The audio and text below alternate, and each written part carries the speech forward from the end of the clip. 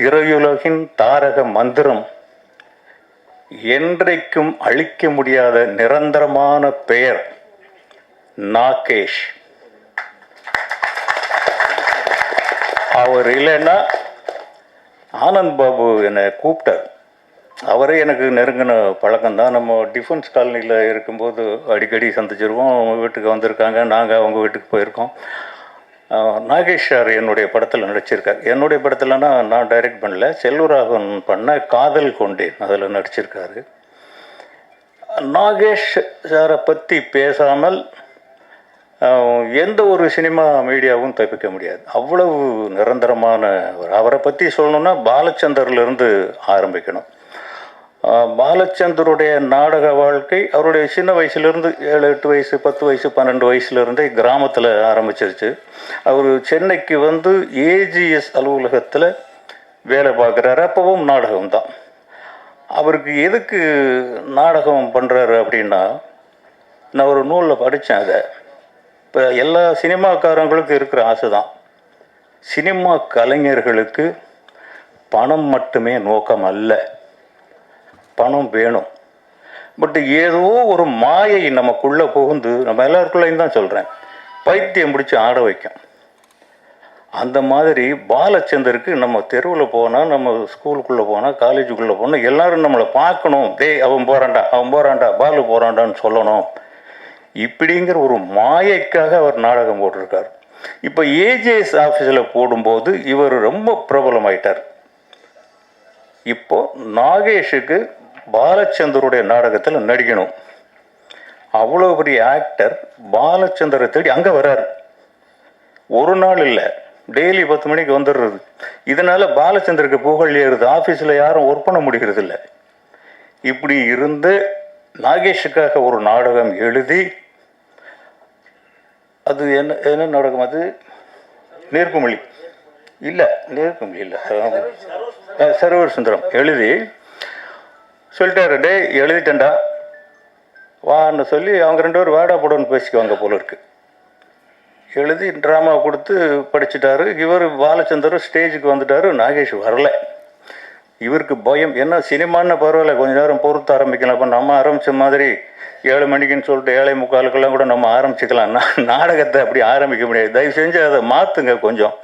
ஏன்னா இங்கே உட்காந்துருக்கிற எல்லாருக்குமே நிறைய கம்ப்ளைண்ட்ஸ் இருக்குது, ஃபிசிக்கல் கம்ப்ளைண்ட்ஸு.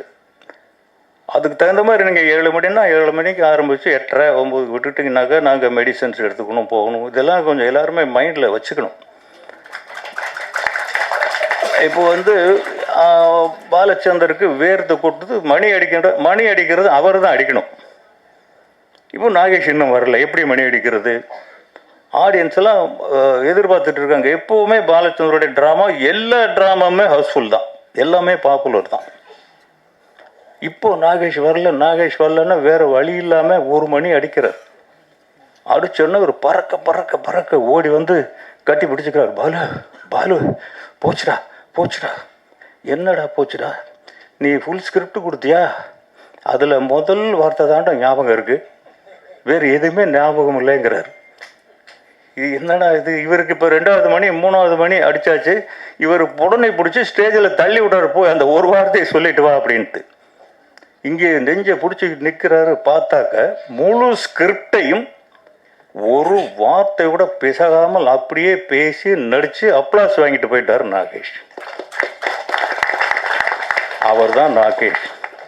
இன்னைக்கு வரைக்கும் ஒரு நாளில் ஒரு 10 முறையாவது பாலச்சந்தர் சொன்னது நாகேஷோட பேரை தான்.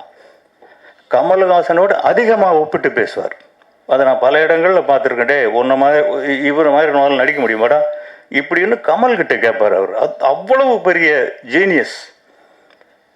அந்த உடம்பு வச்சுக்கிட்டு எவ்வளவு பெரிய சாதனைகள்.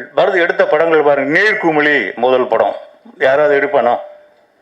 அதை நாடகமாக எடுத்து சக்ஸஸ் பண்ணி, அதை படமாக எடுத்து சக்ஸஸ் பண்ணி, அந்த நாகேஷுடைய பேரன், அந்த நாகேஷ் என் படத்தில் ஒரு 4 நாள் நடிச்சிருப்பார், 4-5 நாள் என்னமோ நடிச்சிருப்பார்.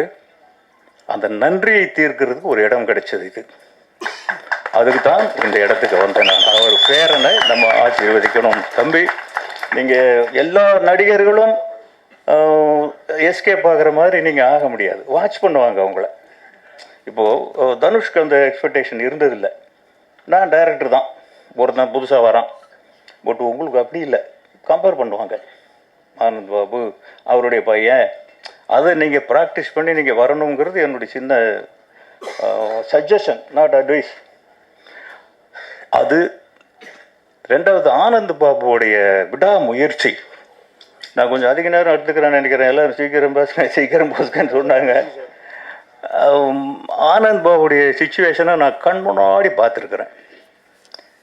ஏன்னா தனுஷ் இன்ட்ரடியூஸ் பண்ணுறதுக்கு நான் வேறு அலுவலகங்களுக்கு போக வேண்டிய சூழ்நிலை. நானே தயாரிப்பாளராக இருந்தேன், நானே டைரக்டராக இருந்தேன். அதனால் நம்மளே எடுத்துருவோம் அப்படின்னு ஏதோ பை ஃப்ளோக் அதை கொண்டு வந்தோம்.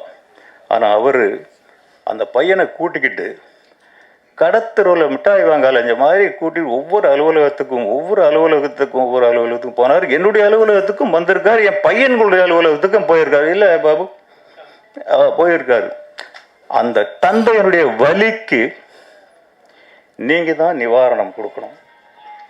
அதுக்காகவாவது இந்த படம் சக்ஸஸ் ஆகணும். உருட்டுன்னு வச்சுருக்காங்க டைட்டிலே. உருண்டு புரண்டு வர்றது தான் சினிமா. இது உருட்டு பரட்டி சினிமா போல இருக்கு. அந்த தயாரிப்பாளருக்கு என்னுடைய வாழ்த்துக்கள், எல்லா டெக்னீஷியன்களுக்கும் என்னுடைய வாழ்த்துக்கள். எல்லாரும் ஜெயிக்கணும். சினிமாவில் வெற்றி மட்டும்தான் நிரந்தரம், மற்றதெல்லாம் நம்மளை நிலச்சி நிற்க விடாது. எங்கேயாவது ஒரு இடத்துல வெற்றி நம்ம கூட ஒட்டிக்கிட்டு இருக்கணும். எல்லாருக்குமே என்னுடைய வாழ்த்துக்கள். எல்லா டெக்னீஷியர்களும் நல்லா பண்ணியிருக்கீங்க. மறுபடியும் பத்திரிகையாளர்கள் தான், தயவு செஞ்சு இந்த படத்தை பற்றி எழுதுங்க. நீங்கள் நல்லா எழுதுங்க, நான் சொல்ல வரல. தப்பாக எழுதுனா தான் சீக்கிரம் படிப்பானுங்க விரும்பி. அப்படி கூட எழுதுங்க. அதுக்காக தான் வந்திருக்கோம். நீங்கள் தயவு செஞ்சு எழுதுங்க. நன்றி, வணக்கம்.